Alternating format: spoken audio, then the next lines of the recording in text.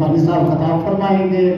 اسی امام بارگاہ میں 23 محرم کو رات 8 بجے مسجد سے اذان برپا ہو رہی ہے، جس میں مولانا سید امتیاز حسین قاسمی صاحب خطاب فرمائیں گے۔ مومنین سے شرکت کی التماس ہے۔ اسی امام بارگاہ میں کل رات 8 بجے مسجد سے اذان برپا ہوگی، جس میں ذاکر سید محمد حسین شاہ صاحب، ذاکر علی نقی صاحب اور بہت سے ذاکرین خطاب فرمائیں گے۔ اب میں دعوت خطاب دیتا ہوں جناب حجت الاسلام و مسلمین علامہ عزت مآب سید نصرت عباس بہاری صاحب آف کن مقدس۔ جناب قبلہ علامہ سید نصرت عباس بہاری آف کن مقدس۔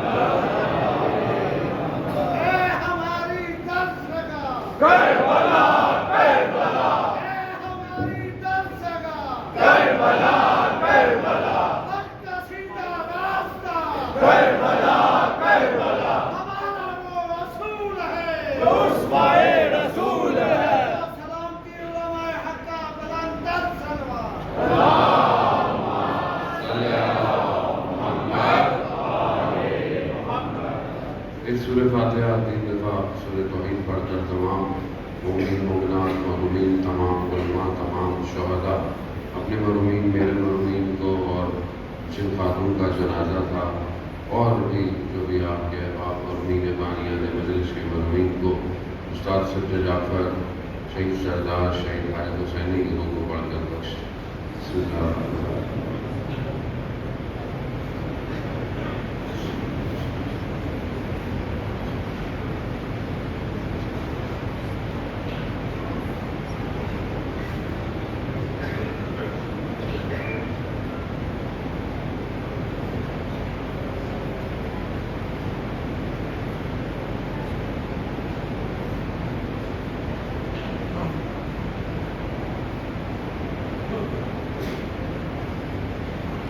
امام زمانہ کی سلامتی کے لیے ایک دفعہ صلوات پیش کریں۔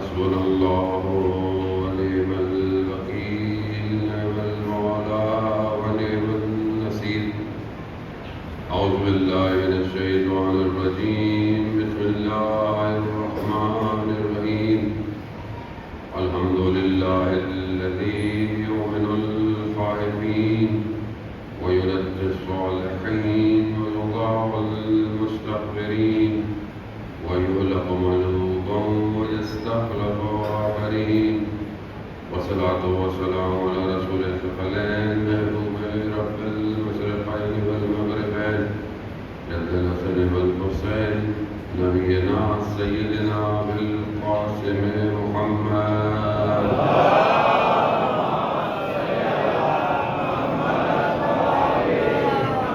وعلى آله الطيبين الطاهرين المعصومين لا سيما بقية الله الأرضين روحي وأرواحنا لتراب مقدم البدع ولعنة الله على أعدائهم أجمعين بسم الله الرحمن الرحيم رب اشرح لي صدري ويسر لي أمري واحلل عقدة من لساني يفقهوا قولي أما بعد فقد قال رسول الله صلى الله عليه وآله وسلم إن الحسين مصباح الهدى وسفينة النجاة صلوات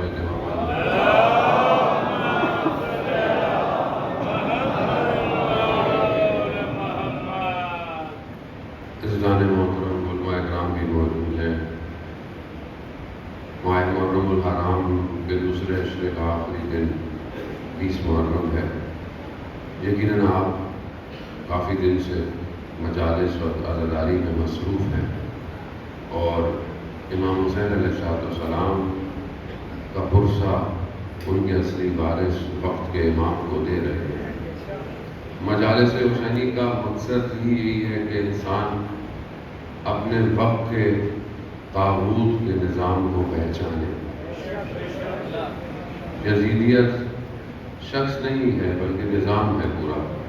اس نظام میں کیا کیا تھا، کیسے تھا، کیسے ایک نظام ایسا ہو گیا کہ لوگ 50 سال ابھی رسول کو گئے ہوئے تھے اور خاموش ہو گئے، اور رسول کے نواسے کو کربلا شہید کر دیا گیا۔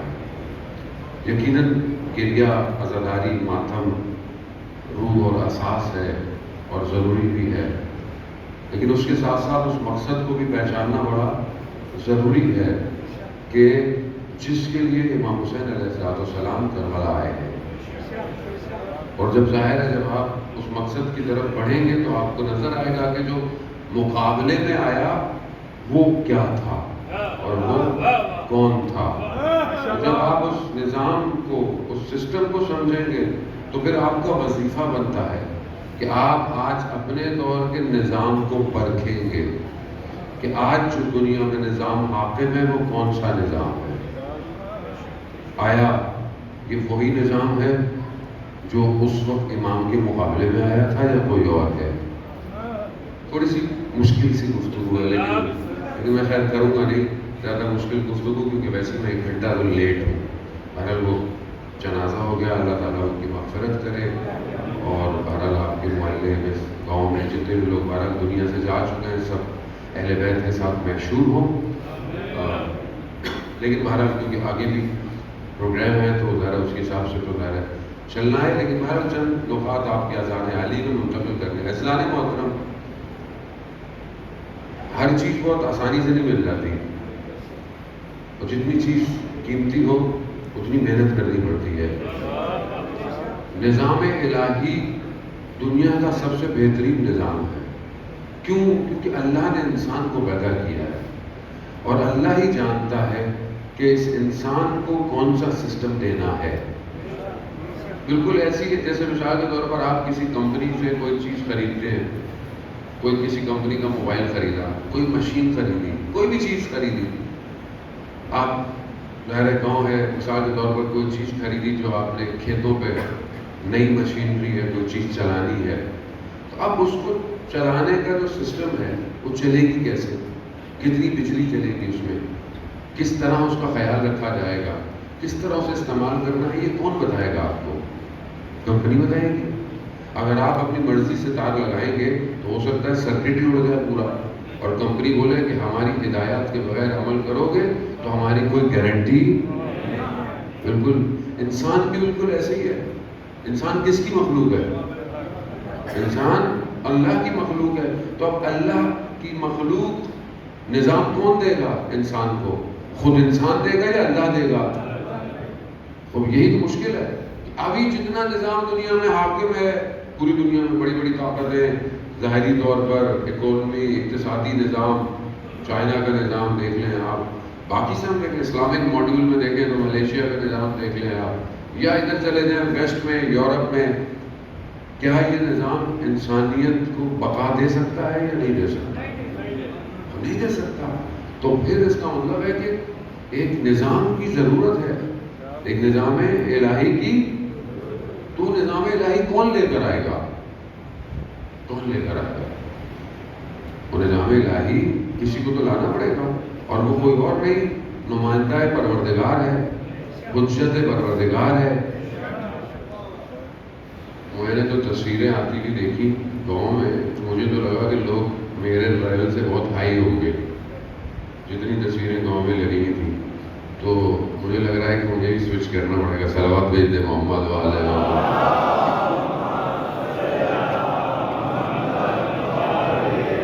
حضرات محترم۔ کربلا بہت سارے درس دیتی ہے، بہت سارے درس دیتی ہے۔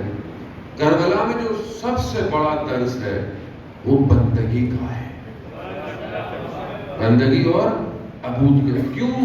کیونکہ ایک بندہ کربلا آیا اور ایسا سجدہ کیا اس نے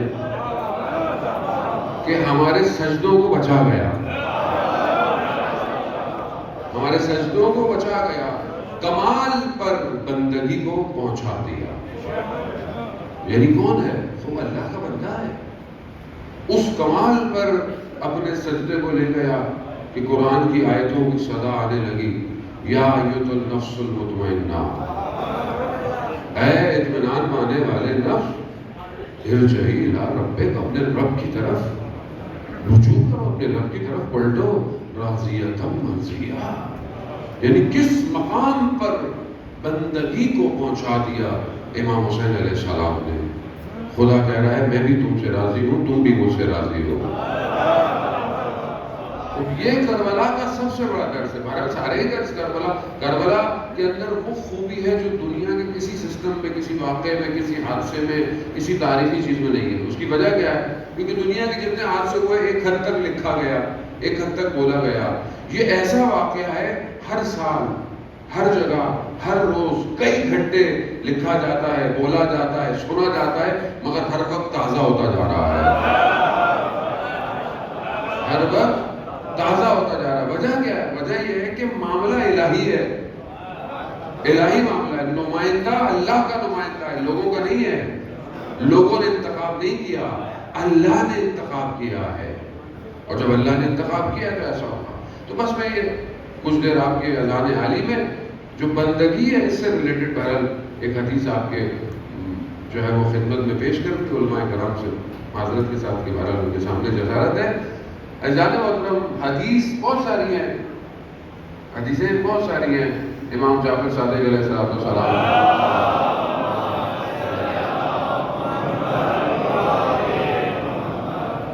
امام کی حدیث ہیں بندگی پر۔ ایک حدیث جابر بن صفوان سے بھی ہے، حدیث جو ہے وہ عنوان بصری سے بھی ہے۔ حدیث بہت پرانی ہے، میں اس کا ایک حصہ میں آپ کی خدمت میں۔ شخص آتا ہے مقدمات کو چھوڑتا ہوا آگے کی طرف، شخص آتا ہے امام کی خدمت میں، کہتا ہے مجھے علم حاصل کرنا ہے۔ امام کہتے ہیں علم حاصل کرنے سے نہیں ملتا، علم نور ہے، علم نور ہے، خدا جس کے دل پہ چاہتا ہے اتار دیتا ہے۔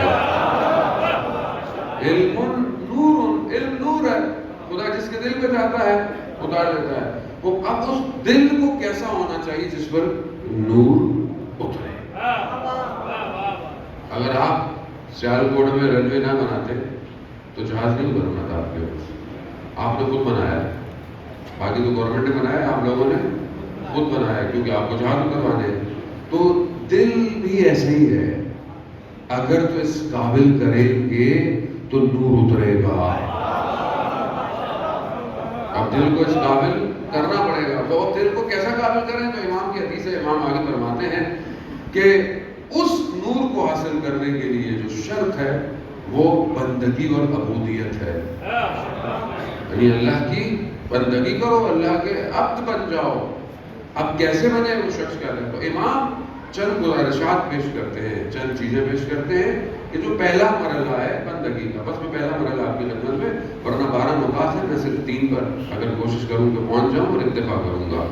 3 چیزیں امام فرماتے ہیں ایک بندگی کے لیے شرائط ہیں، اگر یہ ہیں تو پھر تم بندہ پرور بنتے چلے جاؤ گے۔ پہلی چیز امام فرماتے ہیں کہ تم کسی بھی چیز کے مالک نہیں ہو، اصل مالک پروردگار ہے۔ تم کسی چیز کے مالک نہیں ہو، اصل مالک وہ ہے جو بھی تمہارے پاس ہے۔ اب ہم کو دنیا میں جو بھی ہمارے پاس ہے وہ ہمارا ہے، جو مل رہا ہے وہ ہمارا ہے۔ اور ویسے بھی انسان یہی سمجھتا ہے کچھ حاصل کر لے، کچھ کما لے، کوئی نام بنا لے، کچھ بھی کر لے تو کیا کہتا ہے یہ تو میرا ہے، یہ تو میں نے بنایا ہے، یہ تو میں نے کوشش کی ہے۔ جبکہ قرآن کیا کہہ رہا ہے؟ انتم الفقراء، تم تو محتاج ہو، انتم الفقراء الی اللہ، تم خدا کے محتاج ہو، خدا کی طرف محتاج ہو، اصل تم فقیر ہو، فقیر ہو، تمہارے پاس ہے کیا؟ وہ ہے بے نیاز، اسے کسی کی ضرورت نہیں ہے، تمہیں تو ضرورت ہے لمحے کے لیے، ایک لمحے کے لیے پروردگار ہمیں ہمارے حال میں چھوڑ دے ہم برباد ہو جائیں، ایک لمحے کے لیے۔ یہ خدا کا لطف ہے کہ اس نے ہمیں اس قابل رکھا ہوا ہے کہ ہم اس مجلس حسینی میں شرکت کرتے ہیں۔ یہ اس کا کرم ہے، یہ اس کی توجہ ہے، اس نے کرم کیا، اس چھوڑا نہیں ہے، ہمیں چھوڑ دے۔ دیکھیں جن کو چھوڑا ہوا برباد ہو گئے، جن کو چھوڑ دیا وہ گئے۔ عزیزان محترم، امام سجاد علیہ السلام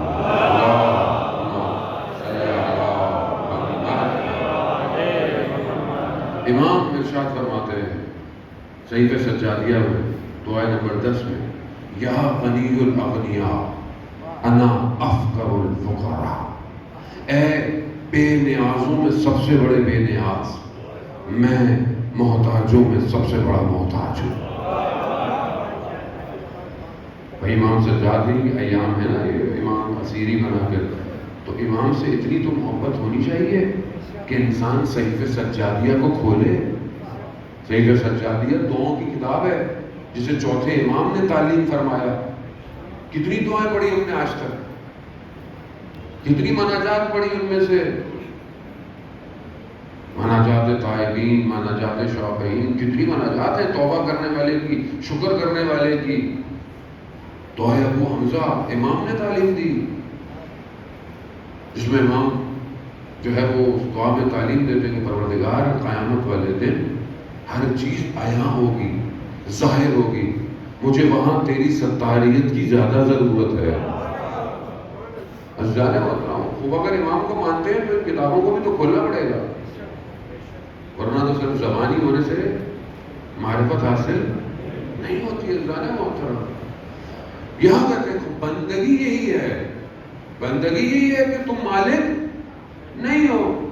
آیت اللہ مظاہری اپنی کتاب جہاد بالنفس میں فرماتے ہیں کہ ایک شخص تاجر تھا، وہ گھر آیا بڑا خوش، گھر والوں نے بولا کہ خوشی کا اظہار کیوں ہے، لگتا ہے کوئی سودا اچھا کیا ہے، مال اچھا کیا ہے۔ کہا ہاں، میں نے ایک غلام لیا، اس سے میں نے پوچھا کہ تم کھاؤ گے کیا؟ کہا کہ جو آپ کھلائیں گے۔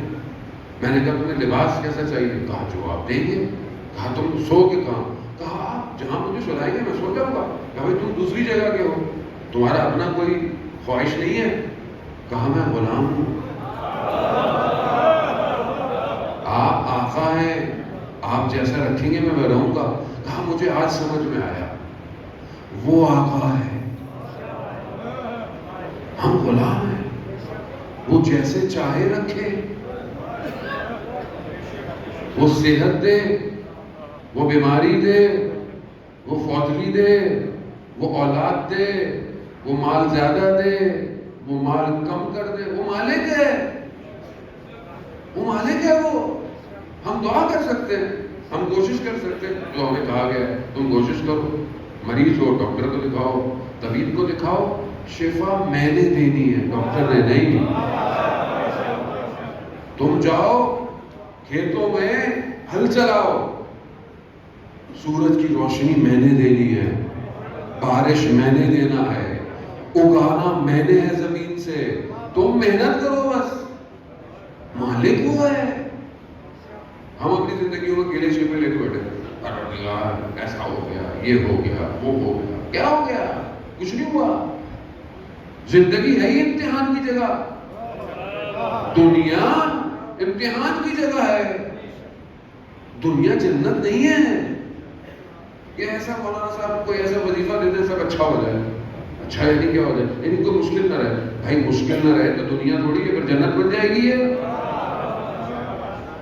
یہاں تو جتنے امتحانات ہوں گے اتنے درجات بڑھتے چلے جائیں گے، بڑھتے چلے جائیں گے۔ اگر آپ کے اوپر کوئی امتحان ہے تو چند وجوہات سے خالی نہیں ہے، حدیث پیغمبر ہے، یا خدا تمہارے گناہوں کو معاف کر رہا ہے، اگر کوئی مشکل آئی ہے خدا تمہارے گناہوں کو معاف کر رہا ہے، یا پھر خدا تمہارا امتحان لے رہا ہے، دیکھنا چاہتا ہے تم کیسے ہو، یا پھر خدا تمہارے درجات کو بڑھانا چاہتا ہے۔ اور ہر حالت میں انسان کا اپنا فائدہ ہے۔ شرابی کہتا ہے، شخص کہتا ہے کہ میں نے امام موسیٰ کاظم علیہ السلام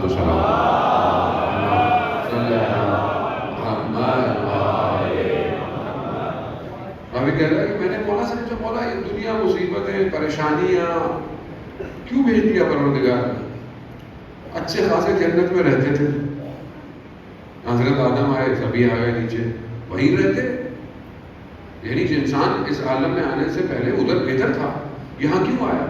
امام فرماتے ہیں ادھر کوئی مشکل نہیں ہے، کوئی پریشانی نہیں ہے. انسان کو گمان ہونے لگتا کہ کہیں یہ خود رب ہے. پروردگار نے زمین پر بھیجا کہ دکھائے کہ تم محتاج ہو. تم محتاج ہو. ابھی یہاں پہ آپ کو مشکل ہے, آپ ہاتھ اٹھاتے ہیں, بس آپ نے ہاتھ اٹھایا, یہی پتہ چل گیا کہ آپ محتاج ہیں. ہم اس کے محتاج ہیں. وہ چاہتا یہی ہے کہ ہم اس کی بارگاہ میں آئیں. وہ جو مشکلات دیتا ہے وہ کیوں ہے؟ وہ اصل میں چاہتا ہے کہ وہ آپ کو اپنی بارگاہ میں بلائے. اسے اپنی مخلوق سے بہت محبت ہے. اسے کوئی فرق نہیں پڑتا اس کے یہاں معیار شہر, گاؤں, دیہات, امیر, غریب نہیں ہے. اس کے یہاں معیار تقویٰ ہے. جو جتنا متقی وہ اتنا خدا کے نزدیک.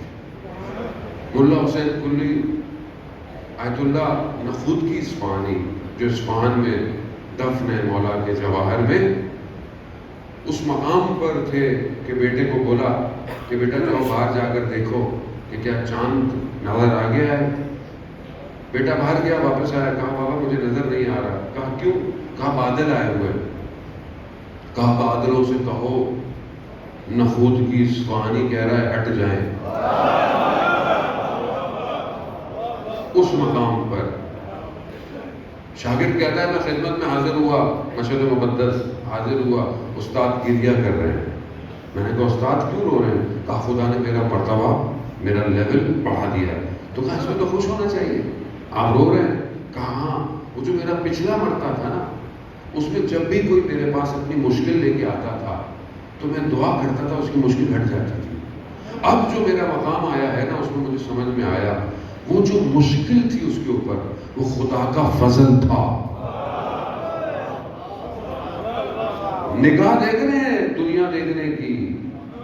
عزیزان محترم, اس لیے کہتے ہیں کہ اہل بیت کے در کو صحیح طرح تھامیں. جو وہ انسان کو دینا چاہتے ہیں وہ لیں, اپنی مرضی سے نہ لیں دین کو. جو وہ دینا چاہتے ہیں وہ لیں. امام فرماتے ہیں کہ تم مالک نہیں ہو, وہ مالک ہے. اب جو مالک ہے انسان اس کے آگے چوں چرا نہیں کرتا, وہ جو دے نہیں. اسی مالکیت کی سب سے بہترین مثال کربلا ہے. کربلا, امام جب کربلا گئے تو مالک پروردگار ہے. چاہے جوان علی اکبر دے رہا ہو,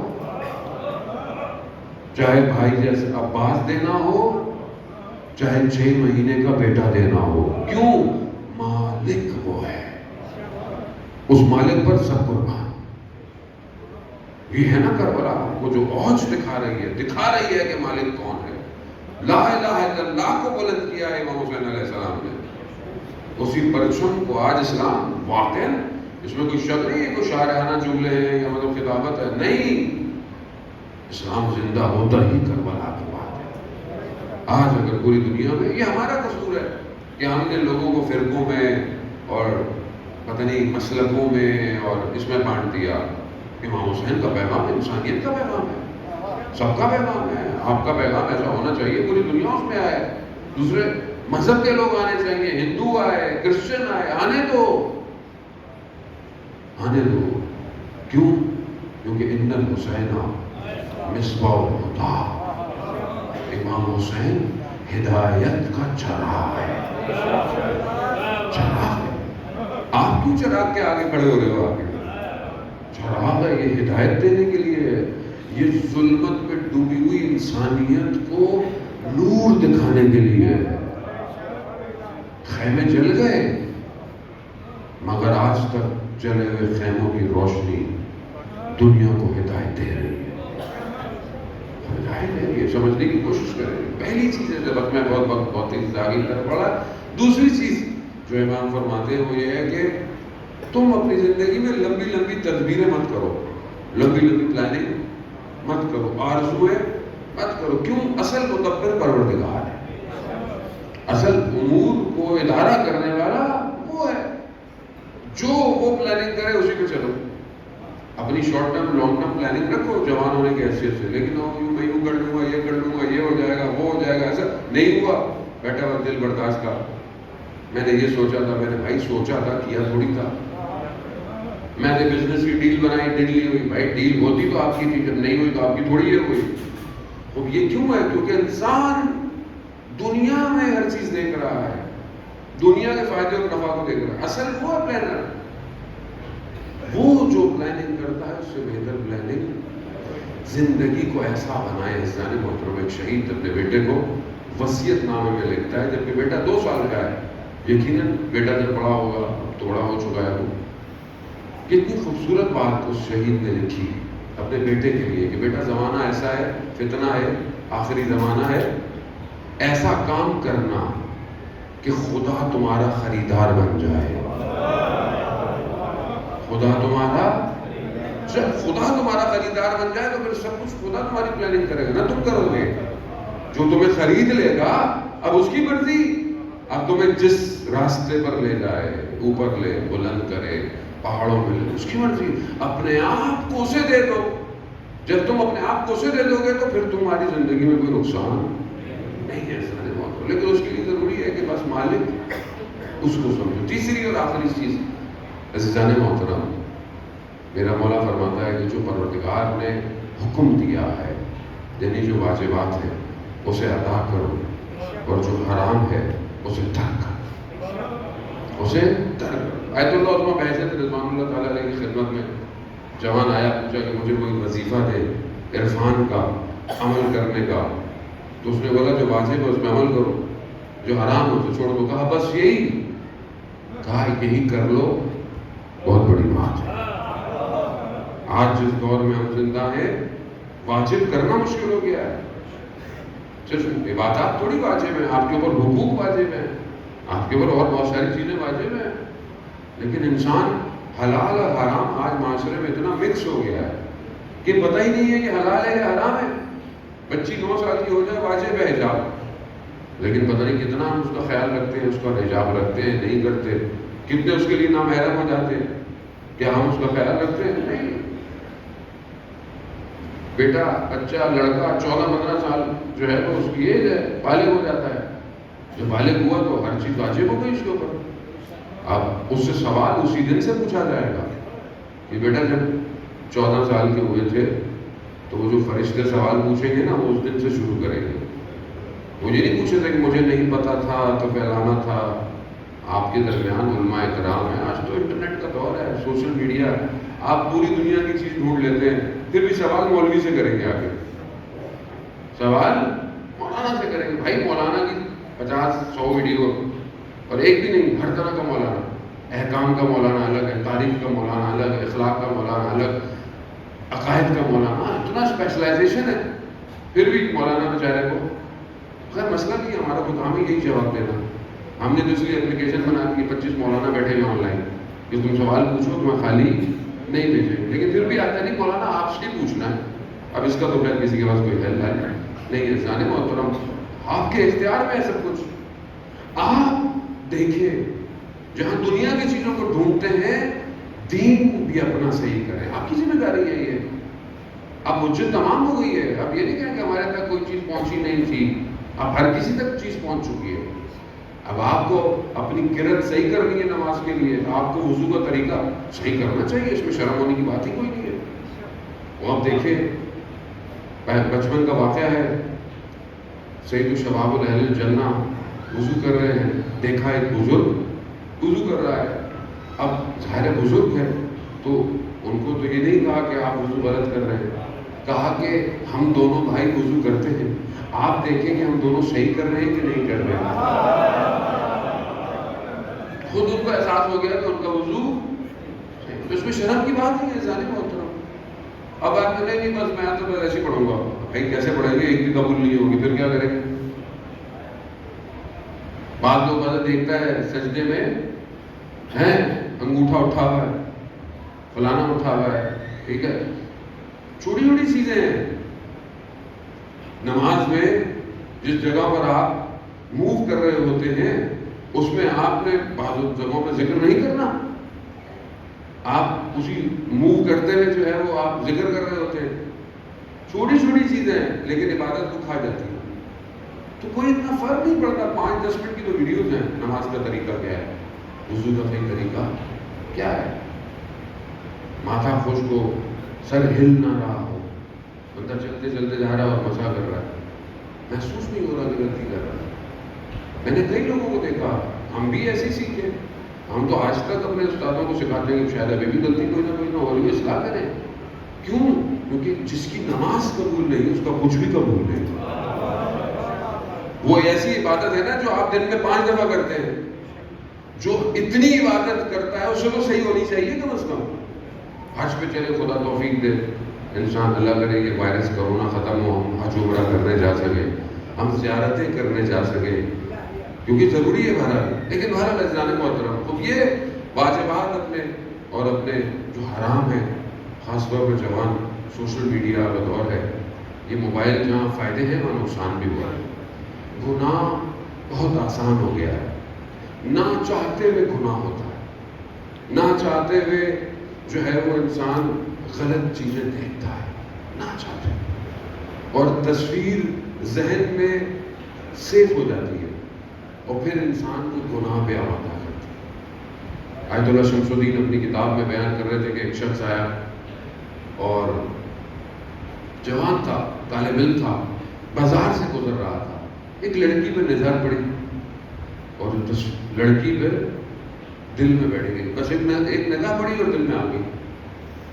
اپنے استاد کی خدمت میں گیا، وہ استاد جو اندر کے چہرے کو دیکھتا تھا، جس میں دل کی کیفیت نظر آتی تھی، گیا استاد کے پاس، استاد کو بولا میرے اندر کیا ہے؟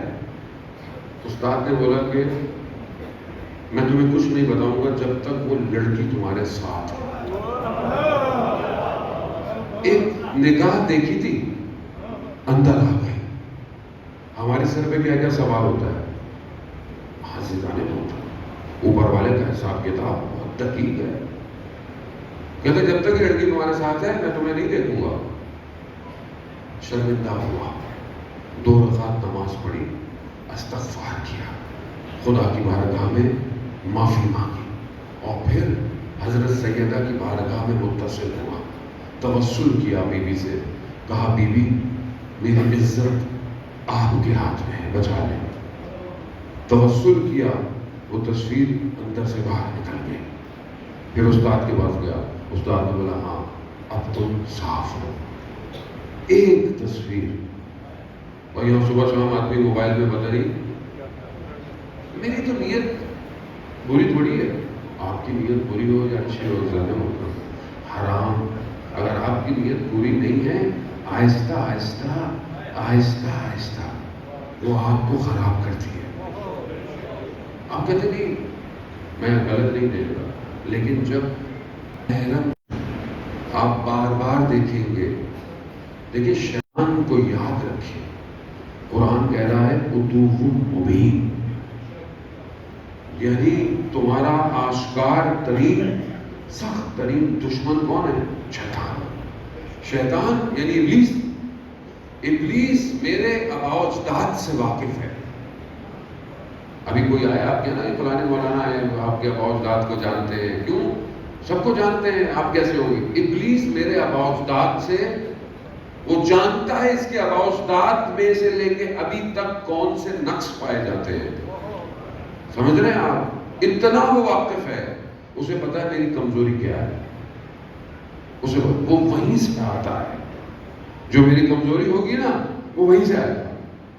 وہ کسی عالم دین کو شراب نہیں پلاتا، چوری نہیں کراتا، وہ عالم دین سے کچھ اور کروائے گا، کسی اور عالم کی خدا نخواستہ نعوذ باللہ غیبت کروا دے گا، کسی اور جگہ چھوٹی چھوٹی چیزیں، میں آیا مجھے بیٹھنے کی جگہ کہاں دی، عالم کو یہاں پھنسائے گا، پوسٹر چھاپا تھا اپنے مجلس کا، میرے نام کے آگے آپ نے آیت اللہ علامہ یہ کیوں نہیں لکھا آپ نے؟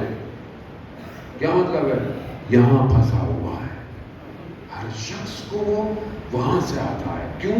وہ جانتا ہے۔ آپ اپنا بہت خیال رکھیں، کربلا پہنچنا آسان نہیں ہے، کربلا پہنچنے کے لیے جگر کا خون دینا پڑتا ہے، جگر کا۔ وہ بندگی عبودیت کریں گے تو کربلا پہنچیں گے، اور اگر اپنے آپ کو بچائیں گے تو کربلا پہنچیں گے۔ وقت کا امام ہمارا انتظار رہا کہ یہی مجلس میں بیٹھنے والے جوان لڑکے یہ اپنے آپ کو پاک کریں، ان کی عبادتیں اچھی ہوں، تو پھر میں ان کو اپنے پاس ہو رہا ہوں۔ امام کو جوانوں کی ضرورت ہے، کیونکہ لبیک یا مہدی، لبیک یا مہدی، لبیک یا مہدی، لبیک یا مہدی، لبیک یا مہدی، لبیک یا مہدی۔